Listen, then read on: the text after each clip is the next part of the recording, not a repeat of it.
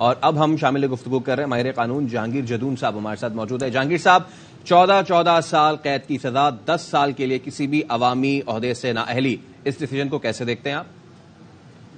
دیکھیں، ابھی تو اناؤنسمنٹ ہو گئی ہے اور ہمارے سامنے اس کا ڈیٹیل فیصلہ نہیں آیا کہ انہوں نے جو آفینس تھا اس کے مطابق کیا ایویڈنس ریکارڈ ہوئی ہے، آیا نیب نے اپنا کیس جو ہے بیانڈ ریزنیبل ڈاؤٹ پروف کیا ہے، یا جج صاحب نے جو سزا دی ہے وہ پروپورشنیٹ تھی آفینس کی یا نہیں تھی، یا انہوں نے سزا جو ہے وہ ایکسیسو دی ہے، یا سزا آیا بنتی بھی تھی یا نہیں بنتی تھی۔ اس کا انالیسس تو اب صحیح ہو سکتا ہے جب ہمارے پاس ججمنٹ آ جائے، ہم ایویڈنس کو دیکھیں۔ لیکن اگر اب پاکستان کی ہسٹری 70 سال کی، تو آج تک جتنے بھی وزیر اعظم گزرے ہیں ان کے جتنے بھی کیسز ہوئے ہیں، بعد میں جو ہے جس نے عدالت نے سزا دی ہے اس نے کہا جی اس وقت کی سزا غلط تھی۔ تو آپ اس میں ذوالفقار علی بھٹو کا کیس دیکھ لیں، پھر بے نظیر کا کیس دیکھ لیں، یوسف رضا گیلانی کو دیکھیں، راجہ صاحب کو دیکھیں، اس کے بعد میاں نواز شریف کا کیس دیکھیں، شہباز شریف کا دیکھیں، آج اب عمران خان کیس ہے۔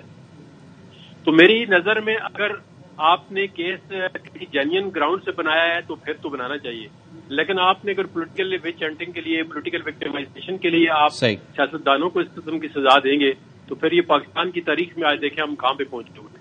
تو اس میں سیاستدانوں کے لیے بھی سبق ہے، وہ بھی سوچیں، وہ اپنی غلطیوں کا ازالہ کریں، وہ مانے کہ ہم غلطیاں کرتے ہیں اور ہم ان لوگوں کا کندا بنتے ہیں جو ایک وزیر اعظم کو سزا دیتے ہیں، پھر اس سے ہٹتی ہے پھر دوسرے کو سزا دیتے ہیں۔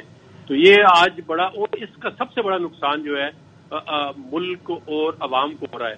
آج عوام جو ہے وہ کس نیٹ پہ پہنچ چکے ہیں، آج پاکستان کے اندر کن مشکلات کا شکار ہے وہ، اس کی ساری وجوہات یہ ہے کہ ایک سیاسی پارٹی جو ہے دوسری سیاسی پارٹی کے پیچھے لگی ہوتی ہے اور اپنی غلطی کو تسلیم نہیں کرتی۔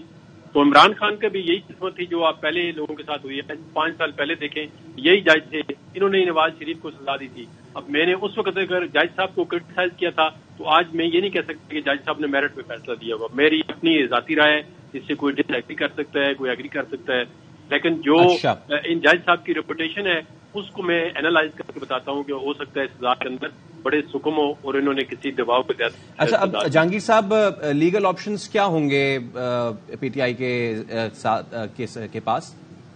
کہ لیگل آپشن تو یہی ہے کہ پی ٹی آئی جو ہے اب اس سزا کے خلاف ہائی کورٹ کے اندر جو ہے وہ اپیل دائر کرے گی۔